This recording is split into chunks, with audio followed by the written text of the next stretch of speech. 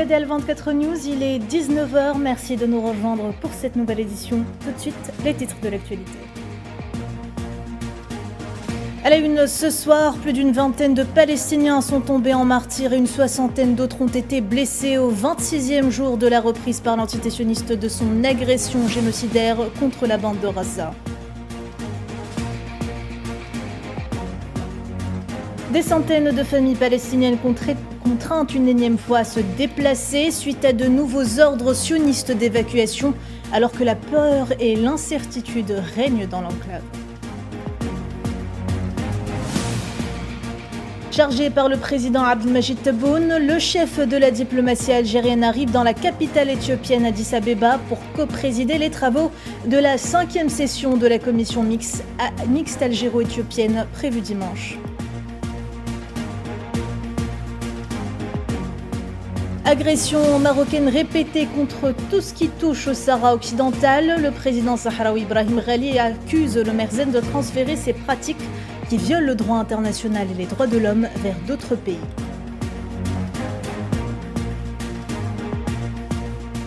Et enfin, pour parler sur le nucléaire entre Téhéran et Washington au sultanat d'Oman, les deux pays poursuivront leurs discussions la semaine prochaine selon un communiqué de la diplomatie iranienne.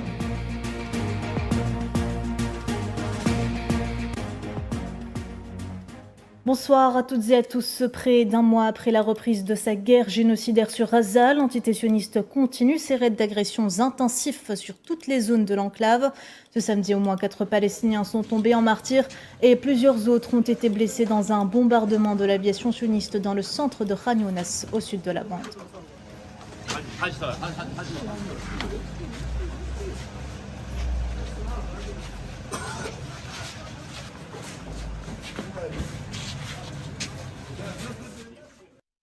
Et au moins un civil palestinien et plusieurs autres ont été blessés ce matin dans des bombardements sionistes dans la zone de Deir el-Balah au nord de l'enclave.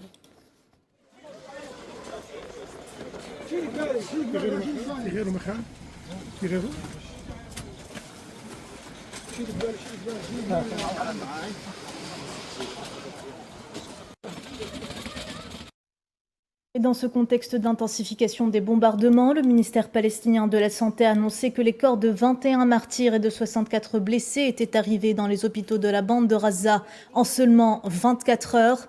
Le ministère a confirmé ce samedi dans un communiqué que le bilan des morts de la guerre d'extermination renouvelée depuis le 18 mars s'est élevé à 1563 martyrs et 4004 blessés, dont une majorité sont des femmes et des enfants, notant qu'un certain nombre de corps sont toujours piégés sous les décombres. Detrás de los ataques lanzados desde Shijaía, pero no lo identificó ni proporcionó más detalles. Et la liste des martyrs continue donc de s'allonger. Le bilan s'est alourdi ce samedi à 50 933 martyrs et 116 045 blessés depuis octobre 2023. Selon le ministère palestinien de la Santé, un grand nombre de corps restent toujours ensevelis sous les décombres, impossible pour les membres de la protection civile de les atteindre, et ce, par manque de moyens matériaux.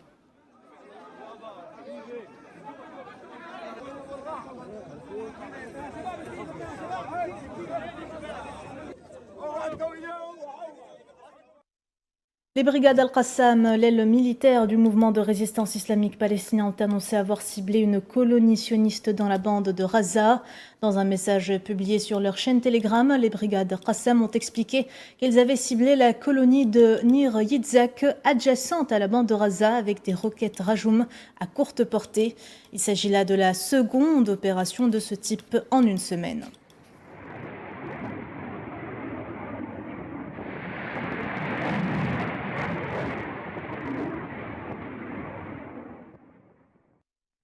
Et qui dit nouveau jour, dit nouveaux ordres de déplacement pour les habitants de Gaza, et cela dure depuis des mois, du nord au sud et de l'est à l'ouest. Les Palestiniens sont épuisés de toujours avoir à fuir et ne savent plus vers où se diriger. Aucun endroit n'est sûr pour les civils palestiniens dans l'enclave.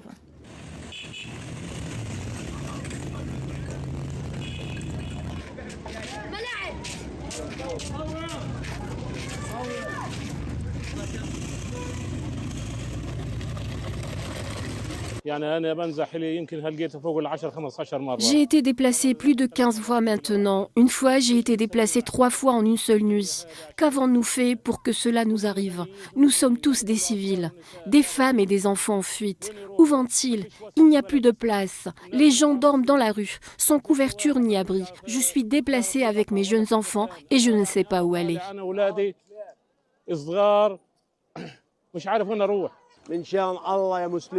Pour l'amour de Dieu, nous appelons les musulmans. Ayez pitié de nous.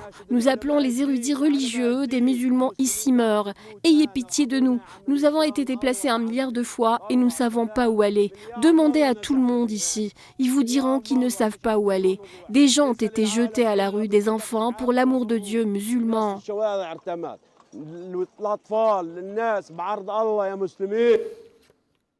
D'un problème à un autre, l'Office de secours et de travaux des Nations Unies pour les Palestiniens a souligné la nécessité d'une action immédiate pour éviter une aggravation de la crise humanitaire dans la bande de Gaza, où l'occupant sioniste continue d'entraver l'entrée des aides alors que les fournitures de première nécessité s'épuisent à grande vitesse et que la famine se propage, en particulier auprès des enfants.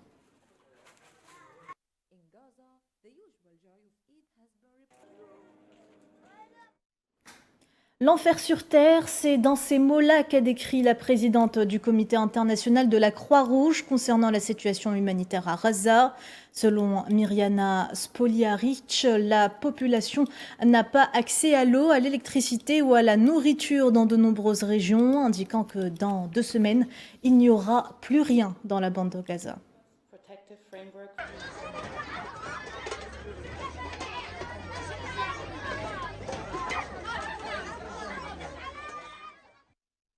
Et en parallèle, le cauchemar perdure toujours en Cisjordanie occupée. Les forces d'occupation sionistes poursuivent leur raid d'agression pour le 82e jour consécutif dans le gouvernorat de Jenin et son camp de déplacés, procédant à des perquisitions de maisons de civils et à de nombreuses campagnes d'arrestations arbitraires agrémentées de violences et de vandalisation.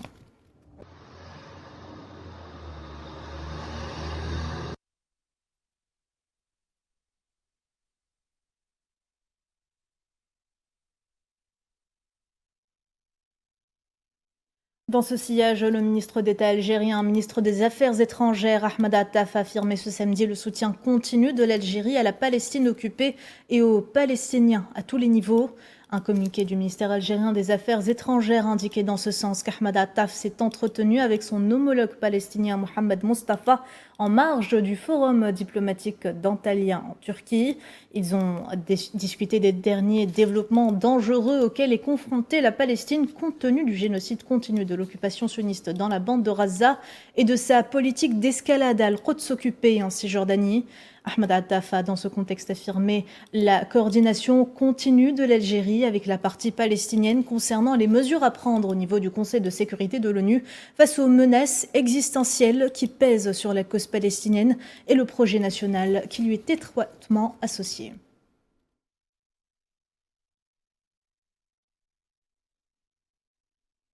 Le chef de la diplomatie algérienne qui a par là même également rencontré ses homologues du Soudan, Ali Ahmed, du Venezuela, Ivan Eduardo Gil Pinto, du Yémen, Shaya Mohsin Zindani et de la Bosnie-Herzégovine, Elmedine Konakovic.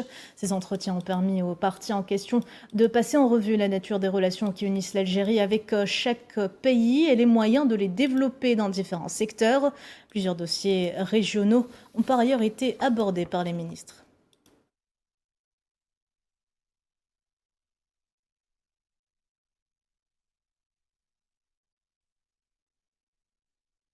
Diplomatie toujours, on en parlait tout à l'heure en titre, chargé par le président de la République Abdelmajid Tebboune, le ministre d'État, ministre des Affaires étrangères Ahmed Attaf est arrivé cet après-midi à Addis Abeba pour une visite officielle en République démocratique fédérale d'Éthiopie. À cette occasion, le ministre d'État coprésidera avec son homologue éthiopien les travaux de la 5e session de la commission mixte algéro-éthiopienne prévue demain dimanche. Cette session qui permettra de procéder à une évaluation globale des différents axes de la coopération bilatérale sera l'occasion, selon un communiqué, d'enrichir le cadre juridique régissant les relations algéro-éthiopiennes et de définir de nouveaux objectifs et activités de coopération dans les domaines et secteurs prioritaires pour les deux pays.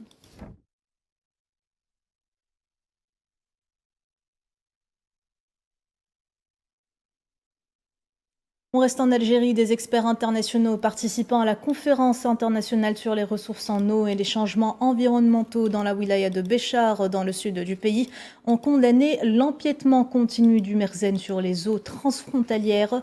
Lors de la conférence qui s'est tenue à l'université Tahri Mohamed, les experts participants ont souligné la nécessité de mettre un terme aux attaques répétées du régime marocain, car elles sont liées au droit de chaque citoyen à accéder à l'eau potable, essentielle pour assurer la durabilité des écosystèmes.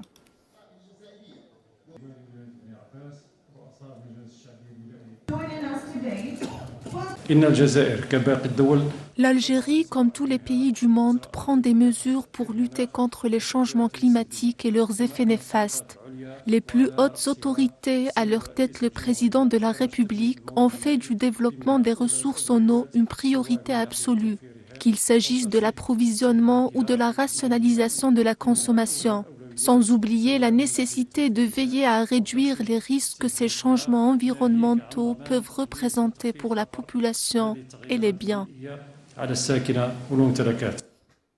Les participants à la conférence internationale ont également souligné la nécessité de renforcer la coopération entre les différents acteurs internationaux et régionaux et ont également insisté sur l'importance d'unifier les efforts pour faire face aux changements environnementaux afin de parvenir à la sécurité de l'eau. On écoute. Accueillir cet événement scientifique au sein de notre université démontre que nous sommes profondément convaincus du rôle essentiel que jouent la science et le savoir pour relever les défis environnementaux et climatiques, qui ne relèvent pas de la seule responsabilité d'un pays ou d'un continent, mais concernent l'ensemble de l'humanité sans exception. Cette conférence constitue une occasion précieuse de conjuguer les efforts des différentes parties, qu'elles soient locales, régionales ou internationales. Le président sahraoui Ibrahim Ghali a accusé l'occupation marocaine de tenter de transférer ces pratiques qui violent le droit international et les droits de l'homme dans les territoires sahraouis occupés vers d'autres pays. L'agence de presse sahraoui a rapporté vendredi que le président Ghali, dans un discours prononcé lors de la réunion du cabinet, a déclaré que les forces répressives marocaines ont même ciblé ceux qui expriment leur solidarité avec le peuple sahraoui dans les pays européens. L'État occupant marocain tente de transférer ces violations du droit international et des droits de l'homme dans les territoires occupés du Sahara occidental à d'autres pays. L'expansion de la solidarité avec le peuple sahraoui à travers l'accompagnement du mouvement international de solidarité et sa présence permanente a provoqué une réaction de l'appareil répressif marocain, une réaction qui ne s'est pas limitée aux Sahraouis, mais a également inclus des pays d'Europe pour réprimer les voies de solidarité avec le peuple sahraoui et sa cause. Le président Ibrahim Ghali a par ailleurs souligné que la réaction du Maroc est due essentiellement à son échec face à la fermeté du peuple sahraoui. Des efforts nationaux et des actions de solidarité internationale ont été lancés pour libérer les détenus sahraouis dans les prisons de l'occupation marocaine. La réaction de l'État occupant qui viole le droit international et les droits de l'homme reflète son échec face à la fermeté et à la juste cause nationale. De plus en plus de Marocains investissent les rues du royaume en rejet de la normalisation du Merzen avec l'entité sioniste. Le Front marocain de soutien à la Palestine et d'opposition à la normalisation a appelé les Marocains à participer à un mouvement populaire massif pour protester contre la facilitation continue par le régime du passage de navires transportant des cargaisons de matériel militaire pour l'occupation sioniste à travers les ports de Tanger et de Casablanca.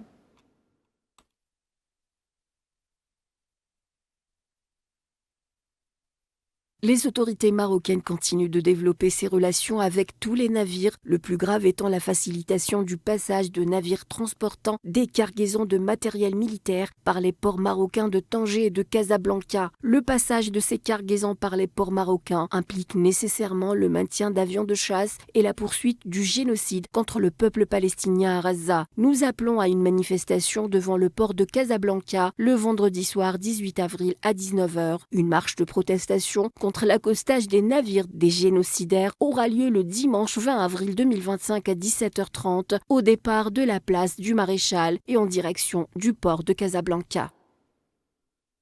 On poursuit ce journal avec les derniers développements dans le conflit au Soudan. L'armée soudanaise a annoncé que le bilan des morts s'élevait à 74 suite à une attaque des forces de soutien rapide contre le camp de Zemzem pour personnes déplacées à Al-Fashar, au Darfour du Nord. Un communiqué de l'armée soudanaise indique aussi que les milices des FSR ont ciblé le camp de personnes déplacées de Zemzem lors d'attaques distinctes de vendredi à samedi matin, tuant des civils, dont des enfants.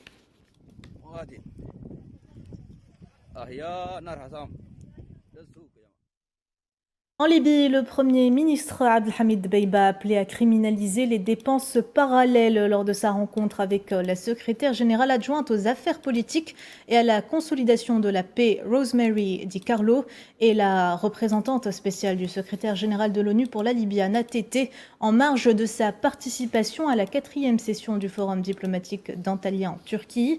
À cette occasion, Dbeibah a affirmé le soutien de son gouvernement aux efforts des Nations Unies dans son pays, soulignant l'importance de soutenir les efforts internationaux visant à stopper et à criminaliser les dépenses parallèles compte tenu de leurs menaces pour la stabilité financière et des divisions institutionnelles.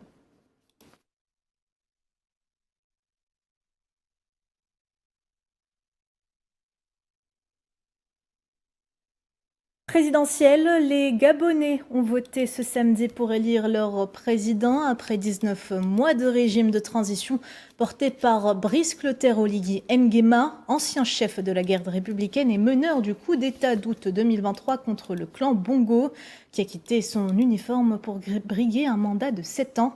Quelques 920 000 électeurs étaient attendus aux urnes dans 3 037 bureaux de vote pour ce scrutin, à l'origine annoncé pour le mois d'août et finalement anticipé. «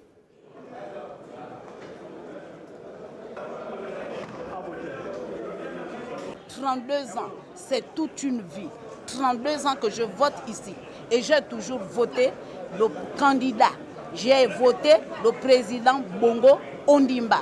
J'ai voté Ali Bongo Ondimba. Aujourd'hui, je vote Brice Clotaire Oligui Nguema. On ne va pas chercher de long à large. Le président de la République est déjà connu.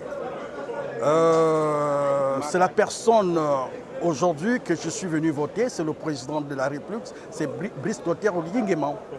Mais parce que depuis sa prise du pouvoir, et nous avons vu des actes qu'il a posés au niveau de notre pays. Il y a vraiment une grande différence par rapport aux années précédentes. À l'époque, qu'est-ce qu'on faisait quand on sait que c'est l'élection? Le plus souvent, on s'est rendu en province. Mais cette fois-ci, beaucoup, on n'a pas bougé, on est resté à Libreville. C'est apaisé par rapport aux précédentes élections. On vient rapidement, on vote. Moi, mon exemple, je suis arrivée, je n'ai même pas fait 2 heures de temps. J'ai accompli mon devoir civique et c'est bon. Pour parler sur le nucléaire entre Téhéran et Washington au Sultanat d'Oman, les deux pays qui ont mené ce samedi pendant 2h30 de rares discussions devront les poursuivre la semaine prochaine.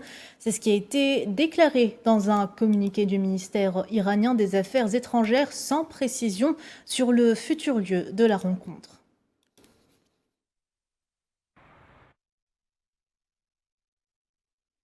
Conflit en Ukraine, le ministère russe de la Défense a annoncé ce samedi que ses systèmes de défense aérienne ont détruit 36 drones ukrainiens la nuit dernière, dont 18 dans l'oblast de Koursk, 13 dans l'oblast de Rostov, 2 dans l'oblast d'Orel, 2 dans celui de Belgorod et 1 dans le territoire de Krasnodar. Alors que selon la Russie, les forces ukrainiennes continuent de cibler quotidiennement des zones civiles, des infrastructures et des sites énergétiques, et ce malgré la déclaration du régime de Kiev sur son engagement envers l'accord négocié par les États-Unis visant à mettre fin aux attaques contre les infrastructures énergétiques pendant 30 jours et signé le 18 mars dernier.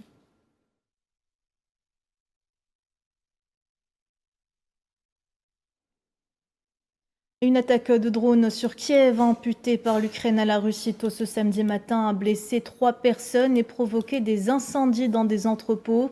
C'est ce qu'a déclaré l'administration militaire de la capitale, ajoutant avoir abattu 56 des 88 drones lancés par Moscou.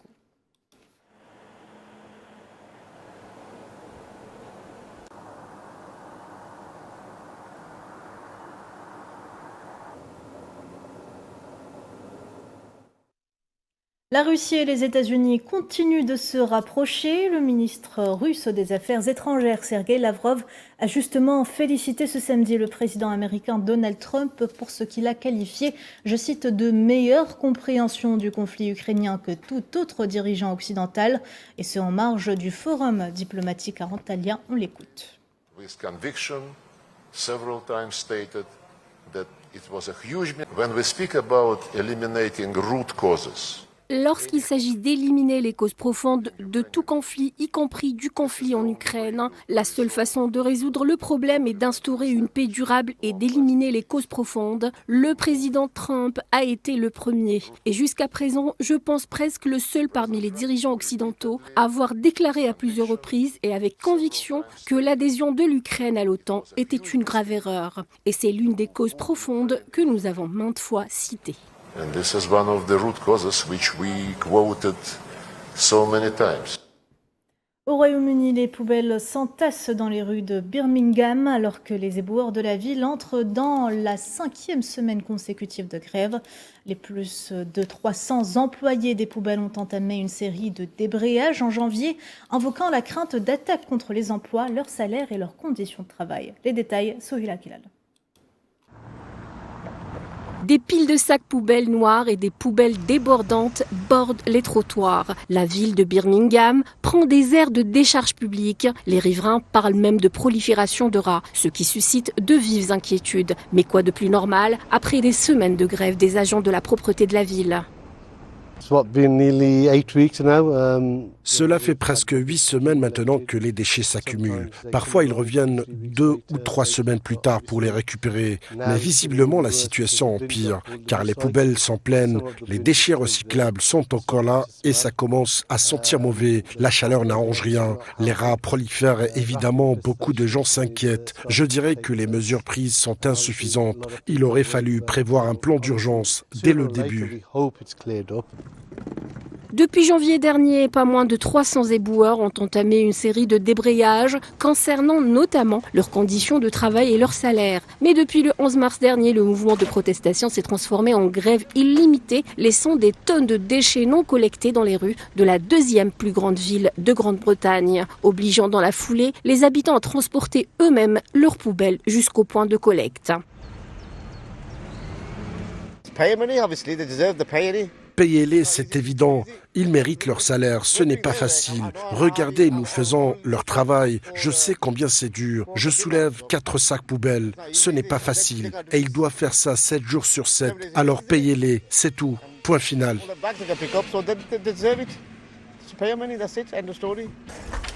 Alors que le conflit ne semble pas près de prendre fin, le gouvernement a émis des avertissements concernant une crise de santé publique due aux rats. Le conseil municipal de Birmingham, qui est impliqué dans des négociations avec le syndicat représentant les travailleurs en grève, dit espérer un retour à la normale dès que possible. Mais jusqu'à présent, les discussions restent inabouties.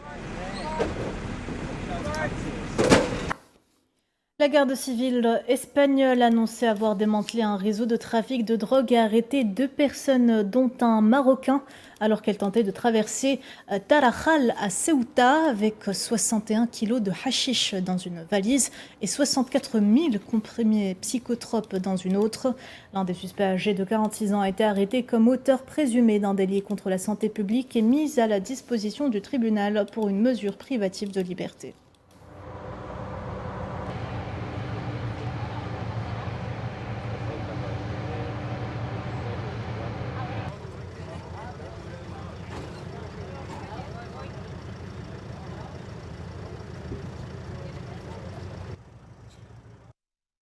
En Amérique latine, le vote anticipé en Équateur se poursuit alors que les urnes ont été envoyées aux personnes âgées et aux personnes handicapées. ouvrant la voie à l'élection présidentielle prévue pour demain dimanche. Initiative équatorienne votée depuis chez vous, gérée par le Conseil national électoral, a facilité le processus de vote anticipé pour 662 électeurs de plus de 50 ans souffrant d'handicaps importants.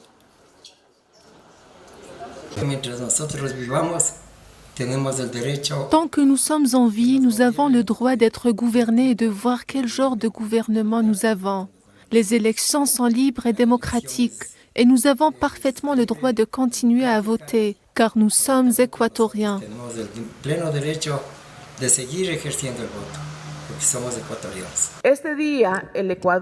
Aujourd'hui, l'Équateur démontre une fois de plus que l'engagement civique ne connaît ni limite d'âge ni barrière physique. Nous entamons aujourd'hui un voyage où le droit de vote atteint la porte de ceux qui, en raison de leur situation, ne peuvent pas se rendre aux urnes, mais qui n'ont jamais cessé de croire en la démocratie.